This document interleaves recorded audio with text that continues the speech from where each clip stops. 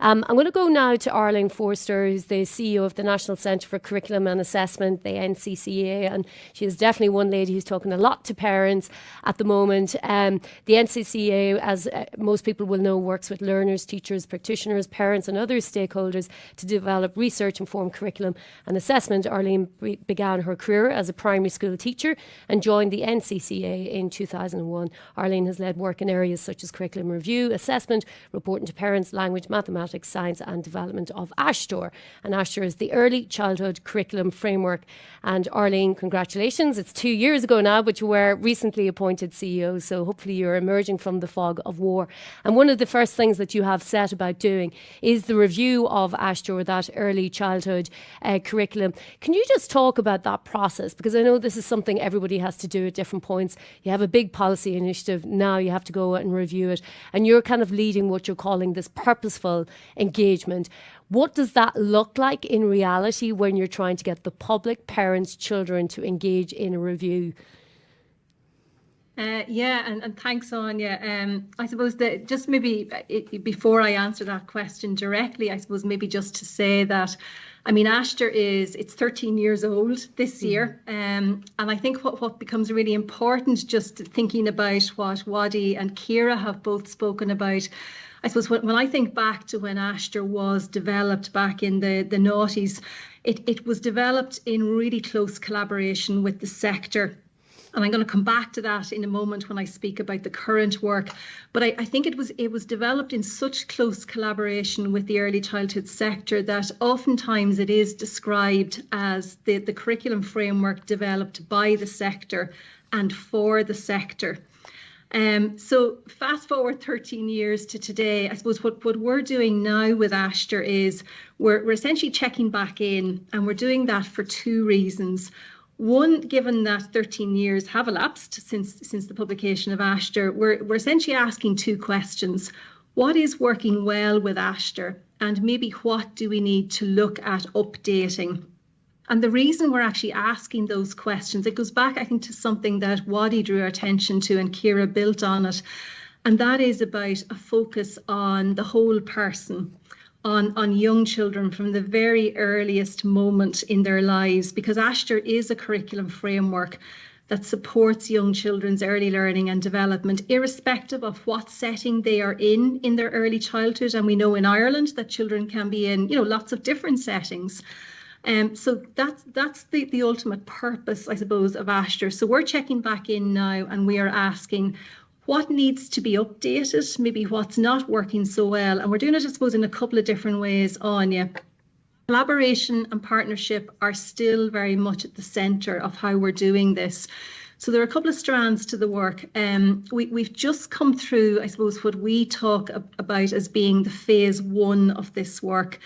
And that basically has involved a really extensive consultation with the early childhood sector. And I say the early childhood sector in its broadest sense. So we've been out and about talking to people, practitioners, to children themselves, parents, different, I suppose, organisations who are involved in this space. And I suppose we've done that in a number of different ways. I suppose one of the things that has changed over time since we developed ASHTOR, and that is, I suppose, we've continued to evolve how we consult and work with people. So in the recent work in checking back in with ASHTOR, we have used lots of different consultation tools and formats from, I suppose, the surveys that we're all used to filling in and have done for many years. But we've also put a lot of energy and time into conversations with people. So, bilaterals, focus groups, and that has given us a chance to really get into the detail of, I suppose, people's lived experiences of working with ASHTOR. And a really important part of that has been asking children, what do they think is working well?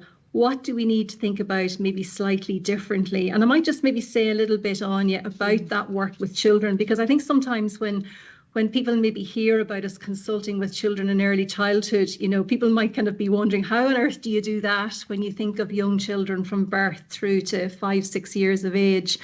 And I suppose this is where, you need to become really creative and innovative in terms of how you go about gathering children's perspectives. And we did this back in the day when Astra was developed, and we're doing it now again. So in terms, I suppose, how has this maybe taken place over the last couple of months? We were very fortunate to be able to commission out this particular piece of work. And I want to acknowledge, I suppose, the consortium that has been involved in this, which is Maynooth University, Stromillis University College in Belfast, and Early Childhood Ireland. And they've done really innovative work in trying to tap into the voices of children. So I think it's 169 children in total who have, I suppose, shared their experiences with us. And they've done that in a lot of different ways. So, methodologies such as the use of puppets, the use of role play, analysing children's play, conversations with children, children's drawings, photography. So really creative methodologies to try and ascertain, what do children think of their experiences in early childhood settings guided by Astra? And out of all of that, that will help to shape, I suppose, what we identify as being the key things that are both working really well, but also the key things that we maybe need to give a bit more attention to. So the idea, Anya, is that we would then use all of that feedback. We would then, I suppose, develop a set of proposals for the updating of Astra. And we will go back out again then at that point, and we will consult with all of those who I've mentioned as part of our work in ultimately arriving at an updated framework.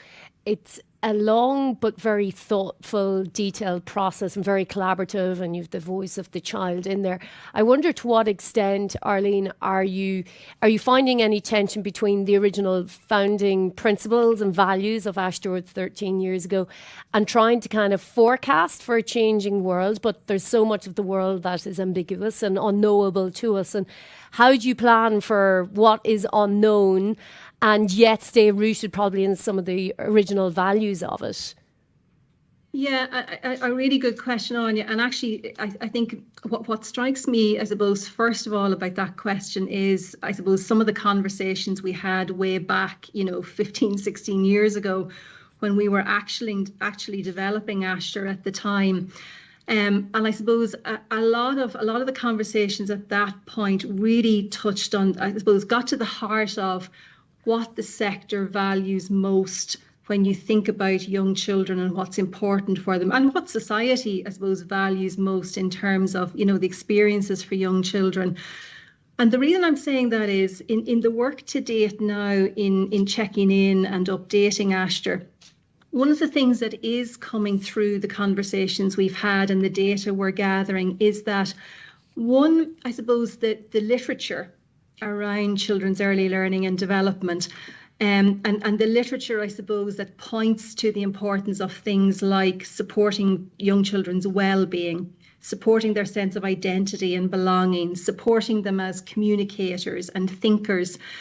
Those themes, or those, I suppose, priorities for young children still stand true today in terms of the literature and the research that has taken place in the last 13 years. And I suppose out of that, then, the principles, and there are 12 principles in Astra currently, those principles very much still stand up. Now, there are things that people are pointing to that we probably need to give more attention to. And I think in the main, those things probably reflect how our society has actually changed in the last 13 years. So there have been conversations around, the need maybe to put an even greater emphasis on inclusion and how we meet the needs of all young children in their early childhood years. There's been, I suppose, references to how our society has changed and some of the real challenges we now face as a society and as, I think, as a global community. And I think Wadi, already referenced the focus on sustainability. Climate action is another one, social cohesion. So I think the things that are popping up, Anya, they're not hugely surprising to us. I think what's important is we've created a space to allow those conversations to take place. And certainly there's a lot there now for us to chew on and to think through as we continue to work with the sector now to, I suppose, identify, well, what does this and what should this mean for an updated framework? So I think we're very satisfied and actually we're delighted to see that the principles themselves still very much ring true today. That doesn't mean there won't be tweaks along the way, because I suppose another important piece that we have our eye on, and it goes back, I think, to you mentioned, you used a lovely phrase, Anya, which I wrote down here in case I've forgotten it, a seamless state.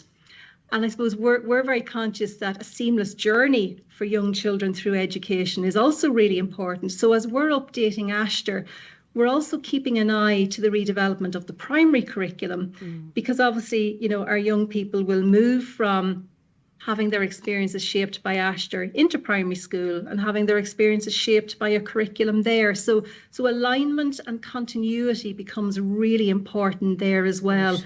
And that's another piece that we're very much keeping our eye to as we update Ashter. Great. Thank you for that, Arlene.